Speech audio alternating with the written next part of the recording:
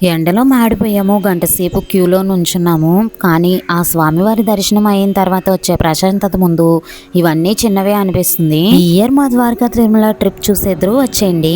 Hello అండి, ఈ video అయితే ఎప్పుడో పోస్ట్ చేయాల్సింది, కొంచెం లేట్ అయింది, ఏమనుకోవద్దు. ప్రతి ఇయర్ లానే ఈ ఇయర్ కూడా ద్వారకా తిరుమల ట్రిప్ అయితే ప్లాన్ చేసుకున్నాం. పిల్లలకి స్కూల్స్ స్టార్ట్ అయిపోయాయి కాబట్టి లగేజ్ అది అయితే ముందు రోజు నైటే ప్యాక్ చేసుకున్నాను. ఇంక ఇంట్లో చిన్న చిన్న పనులు ఉంటాయి కదా, 3:30కి అలా లేచి మా వారి పాలు తీసుకొచ్చే టైంకి ఇంట్లో పూజ అది మొత్తం పూర్తి చేసుకున్నాను. పిల్లలు కూడా రెడీ అయిపోయారు, టీ పెడుతున్నాను. మా వారు అలానే మా పెద్దోడు గుడి దగ్గర పూజ చేసి రావడానికి వెళ్ళారు. ఇంకా అందరం రెడీ అయిపోయాము. ఇంకా వాళ్ళు వచ్చిన తర్వాత టీ తాగి స్టార్ట్ అవటమే. ఈసారి పిల్లల కోసం ఫుడ్ ఏమీ ప్రిపేర్ చేయలేదు, కావాలంటే బయట తీసుకోవచ్చులే అని చెప్పి. ఇంకా మేము బయలుదేరే ముందు ఊర్లో దొంగలు తిరుగుతున్నారని ఫోన్ చేశారు. ఇంకా అది నిజమా కాదా అని తెలుసుకోవటం ఈ హడావుడిలో కొంచెం లేట్ అయింది. మేము బయలుదేరేసరికి 5:45 అలా అయింది. సరే అయిన లేట్ ఎలాగో అయింది అని చెప్పి బయలుదేరాము. ఇంతలో బ్యాగ్ మర్చిపోయాను, మళ్ళీ వెనక్కి వెళ్ళి బ్యాగ్ తెచ్చుకుని బయలుదేరాము. ఇక్కడే పుణ్యకాలం కాస్త పూర్తవుతుందేమో అనిపించింది. వెళ్లే దారిలో పెట్రోల్ కొట్టించుకుందామని చెప్పి పెట్రోల్ బంక్ దగ్గర ఆగితే అక్కడేమో బంక్ తీసలేదు.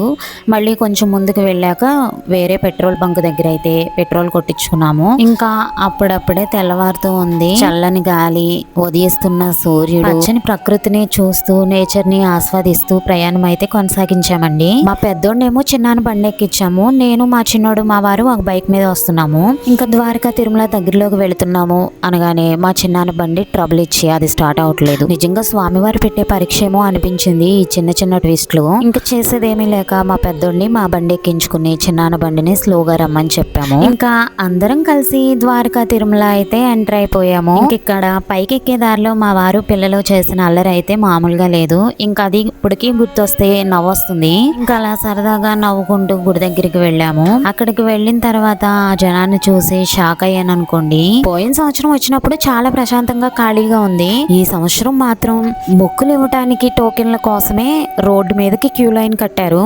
మాకు తెలిసిన అంకుల్ అలానే తమ్ముడు వాళ్ళు లైన్ లో నుంచున్నారు ముందుగానే. ఇంక ఈయన కూడా వెళ్ళి క్యూ లైన్ లో నుంచున్నారు. ఇంకా నేను పిల్లల్ని జాగ్రత్తగా చూసుకుంటూ పక్కన నుంచున్నాను. అప్పుడే తెలిసింది ఆన్లైన్ లో కూడా టికెట్స్ తీసుకోవచ్చు అని చెప్పి. అది కూడా స్వామి పరీక్షనేమో. ఫస్ట్ నేను చేసినప్పుడు ఆన్లైన్ లో టికెట్స్ అవ్వలేదు. తర్వాత ఇంకొకసారి ట్రై చేద్దామని చెప్పి ట్రై చేస్తే అప్పుడు అవుతున్నాయి. ఇంకా అప్పటికి మా వారు లైన్ లో నుంచుని టికెట్స్ కూడా తీసుకొచ్చారు. నిజంగా నవ్వుకున్నాము.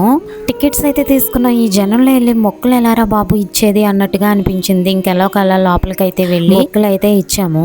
అసలు చెమట్లు అయితే స్నానం చేసినట్టు కారిపోతున్నాయి.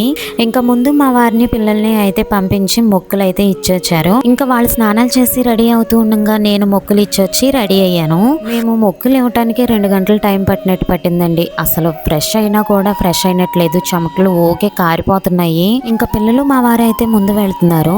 నేనేమో లగేజ్ తీసుకునేమో నడవలేకపోతున్నాను. ఎలాగోలా వాళ్ళతో పాటు నడిచే సాహసం అయితే చేసా. ఇంకా స్వామివారి దర్శనానికి అయితే వెళ్తున్నాము. గుడి ఆవరణంలోకి వెళ్ళిన తర్వాత అప్పటి వరకు పడిన కష్టం అయితే మర్చిపోయాము. అక్కడ కూడా కొబ్బరికాయలు, తులసి మాలలు అన్ని అవైలబుల్ ఉన్నాయి. కాకపోతే మేము ఇంటి దగ్గర నుంచి తీసుకువెళ్ళాం కాబట్టి మాకు అంత అవసరం పడలేదు. బైక్ పార్క్ చేయడానికి వెళ్ళారు.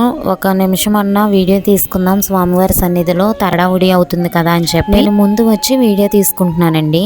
ఇలా బయటకు వచ్చినప్పుడు పిల్లల్ని చూసుకుంటూ మనం చేసే పనులు చేసుకుంటూ వీడియోస్ తీయాలంటే చాలా కష్టం. కష్టాన్ని గుర్తించి వీడియోకి ఒక లైక్ చేయొచ్చు కదా. మీరు చేసే ప్రతి ఒక్క లైక్ మన వీడియోని ఇంకొంచెం ముందుకు పంపిస్తుంది. ఇంకా లోపల గుడి వాతావరణం మొత్తం మారిపోయిందండి. పెద్ద తిరుపతిలో లాగా క్యూ లైన్లు, ప్రదక్షిణ మార్గాలు చాలా బాగా ఏర్పాటు చేశారు. స్వామివారి దర్శనానికి మాకు 1 అవర్ అయితే పట్టింది. స్వామివారి దర్శనం చేసుకున్న తర్వాత అప్పటి వరకు పడిన కష్టం అంతా మర్చిపోయాం అనుకోండి. స్వామివారి దర్శనం అయిన తర్వాత పిల్లలతో కలిసి పిక్ తీసుకుందామని చెప్పి మా వారిని అడిగితే ఫోన్ కౌంటర్ లో పెట్టేశాము అన్నారు. నాకైతే చాలా కోపం వచ్చింది. ఇంత దూరం వచ్చి మెమరీకి ఒక ఫోటో కూడా తీసుకోపోతే అలా అని చెప్పి అలిగాను. కానీ తర్వాత అనిపించింది నేను ఇన్ని వీడియోస్ తీసుకుంటున్నా వద్దు అని ఎప్పుడూ అడ్డుపడలేదు. ఇది కూడా ఒక విధంగా సపోర్టే కదా అని చెప్పి ఇంకా సతాయించుకున్నాను. ఇంకా తర్వాత గజమహారాజును కూడా దర్శనం చేసుకున్నాము. పెద్దగా షాపింగ్ అయితే ఏం చేయలేదండి. చిన్న చిన్నగా తిరుపతి వచ్చినప్పుడు శుద్ధ ఒకటి తీసుకోవాలంటారు కదా, అది శుద్ధ ప్యాకెట్లు అయితే తీసుకున్నాను. పిల్లలు కూడా ఈసారి బొమ్మలు అవి ఇవి కావాలని సతాయించలేదండి. మా చిన్నోడు ఏదో ఒక చిన్న బొమ్మ తీసుకుని సర్ది పెట్టేసుకున్నాడు.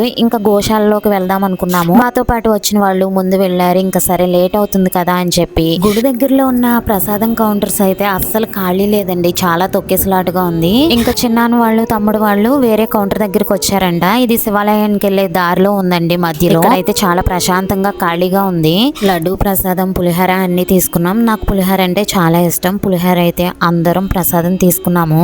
ఇంకా అప్పటికి టైం వచ్చేసి 9:15 అలా అయింది. అన్న సంతర్పణ కూడా దగ్గరలోనే ఉంది. అందరికి ఎలాగో పెడుతున్నారు కదా, స్వామివారి ప్రసాదం కావాలన్నా దొరకదు, భోజనం చేసి వెళ్దాం అన్నాను. సరే అని చెప్పి ఇంకా అన్న సంతర్పణ దగ్గరికి అయితే వచ్చేసాము అందరం కలిసి. అదేంటో తెలీదు, స్వామివారి అన్న ప్రసాదం అనేసరికి ఎక్కడా లేని ఎనర్జీ వచ్చేస్తుంది. వచ్చిన భక్తులకి ఏ ఇబ్బంది కలగకుండా అన్నప్రసాద వితరణ అయితే చాలా బాగా జరుగుతుందండి. వచ్చిన భక్తులకి అన్నప్రసాదం వితరణ చేస్తూ ఆ సేవ చేస్తున్న వారిని చూస్తే నాకైతే ఒళ్ళు పులకరించింది. నేను కూడా ఇలాంటి సేవ చేస్తేనా అనిపించింది. ఇంకా స్వామివారి అన్నప్రసాదం రుచి అయితే అసలు మాటల్లో చెప్పలేం. నాకు అంత టేస్టీగా అనిపించింది ఫుడ్ అయితే. ఇంకా మేము ఇంటికి వచ్చేసరికి మధ్యాహ్నం 12 అయింది. ఎండ మాత్రం దంచి కొట్టిందండి. చాలా నొప్పుల మీద కూర్చున్నట్టే ఉంది. ఈ సంవత్సరం మా ద్వారకా తిరుమల ట్రిప్ అయితే ఇదేనండి. కామెంట్ సెక్షన్ లో షేర్ చేయండి ఎలా ఉందో ట్రిప్.